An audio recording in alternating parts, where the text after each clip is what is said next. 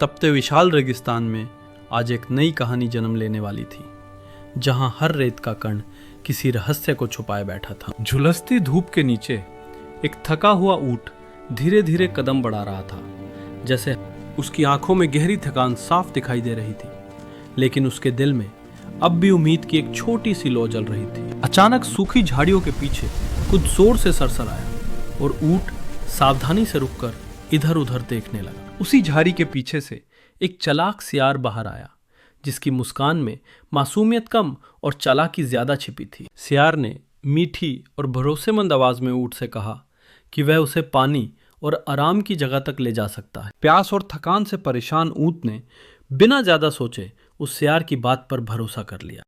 दोनों तपती रेत पर साथ साथ चल पड़े, लेकिन उनके इरादे एक जैसे बिल्कुल भी नहीं थे। कुछ दूर जाने पर धूप में चमकता हुआ एक छोटा सा सरोवर दिखाई दिया, मानो रेगिस्तान का कोई चमत्कार हो। ऊंट ने राहत की लंबी सांस ली और झुककर ठंडा पानी पीने लगा, जैसे उसे नया जीवन मिल गया।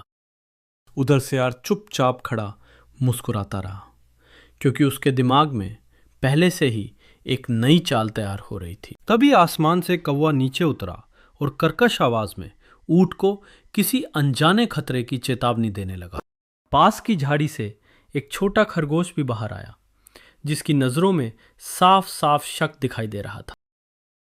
धीरे धीरे रात गहराने लगी और अंधेरे की आड़ में सियार ने अपनी अगली योजना पूरी तरह बना ली। उसने मीठी बातों से ऊंट को लालच दिया कि पास में तरबूजों का मीठा खेत है, जहां दोनों पेट भर सकते हैं।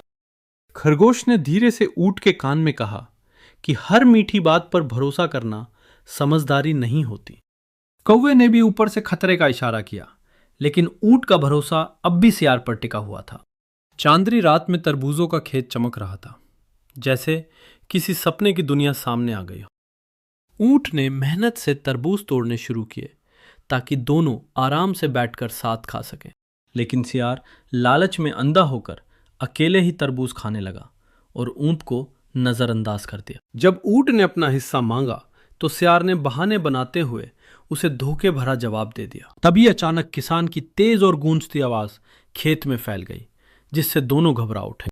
चालाक सियार तुरंत झाड़ियों में छिपकर भाग गया, जैसे उसे पहले से रास्ता पता हो, और बेचारा ऊंट वहीं रह गया, किसान की लाठी खाते हुए दर्द से कराहता रहा। सुबह की ठंडी हवा में घायल ऊंट चुपचाप बैठा। तभी एक बूढ़ा तोता पेड़ से नीचे उतरा और समझदारी भरी नजरों से ऊंट को देखने लगा। तोते ने गंभीर आवाज में कहा कि विश्वास रेत की तरह होता है, जो एक बार फिसले तो फिर हाथ नहीं आता। उधर सियार अपनी चालाकी पर हंसता रहा, मानो उसे किसी के दर्द से कोई फर्क ही ना पड़ता हो। कुछ दिन बाद नदी के किनारे सियार ने फिर एक नई योजना तैयार की, ताकि ऊंट को दोबारा इस्तेमाल कर सके।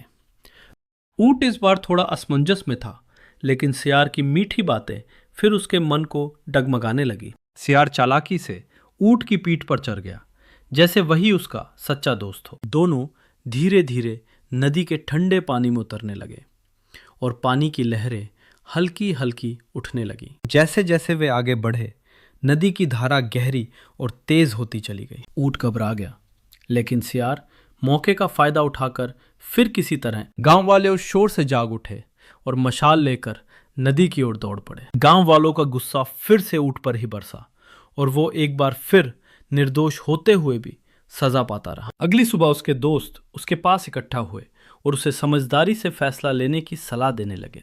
उन्होंने कहा कि बार बार धोखा खाने वाला ही सबसे ज्यादा नुकसान उठाता है। लेकिन सियार फिर से मीठी मुस्कान और झूठी दोस्ती के साथ वापस आ पहुंचा। इस बार ऊंट की आंखों में अजीब सी शांति और गहरी समझ दिखाई दे रही थी। वह बिना कुछ कहे धीरे धीरे नदी की ओर बढ़ चला, जैसे उसके मन में कोई ठोस निर्णय बन चुका हो। सियार हमेशा की तरह उसकी पीठ पर सवार हो गया, पूरी तरह निश्चिंत और बेखबर।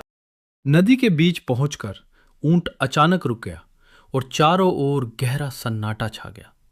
उसने जोर से आवाज लगाई और पानी में हलचल मच गई, जिससे सियार घबरा उठा। अचानक संतुलन बिगड़ते ही सियार फिसल कर नदी के ठंडे पानी में गिर पड़ा। डर से कांपता हुआ वो किसी तरह तैरकर किनारे पहुंचने की कोशिश करने लगा। इस बार गांव वालों ने सियार को पहचान लिया और उसे पकड़ने के लिए पीछे दौड़ पड़े।